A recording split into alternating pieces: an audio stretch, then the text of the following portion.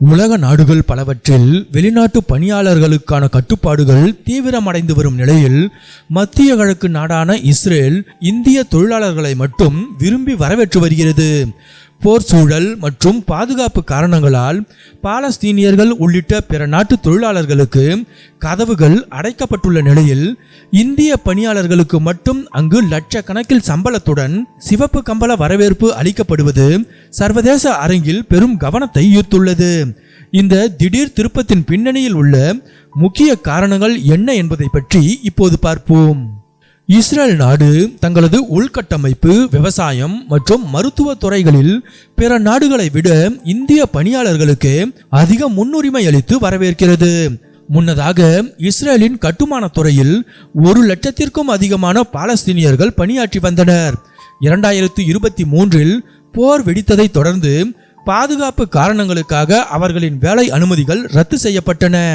மேலும் உள்ளூர் இளைஞர்கள் இராணுவ பணிக்கு அழைக்கப்பட்டதால் கட்டுமானத்துறை மற்றும் முதியோர் பராமரிப்பு துறையில் கடுமையான ஆட்கள் தட்டுப்பாடு ஏற்பட்டது.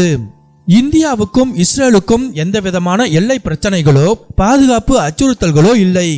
இந்தியர்கள் அமைதியானவர்கள், வேலை மீது மட்டுமே கவனம் செலுத்துபவர்கள் என்பதால் பாதுகாப்பு அடிப்படையில் இஸ்ரேல் இந்தியர்களை மிகவும் நம்புகிறது.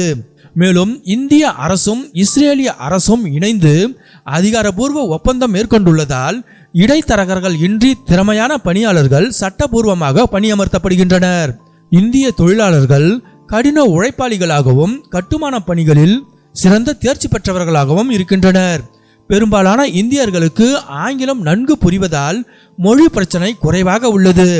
தொழில்நுட்பம், பாதுகாப்பு மற்றும் வர்த்தகம் என நீண்ட காலமாக இஸ்ரேல் மற்றும் இந்தியாவுக்கு இடையே நிலவி வரும் வலிமையான நட்பு இதற்கு முக்கிய அடித்தளமாக அமைந்துள்ளது.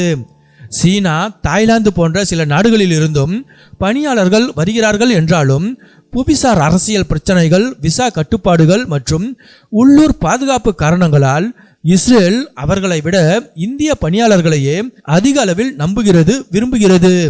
இஸ்ரேலுடன் முரண்படும் அண்டை நாடுகளின் தொழிலாளர்களுக்கு பாதுகாப்பு ரீதியாக அனுமதி மறுக்கப்படுகிறது.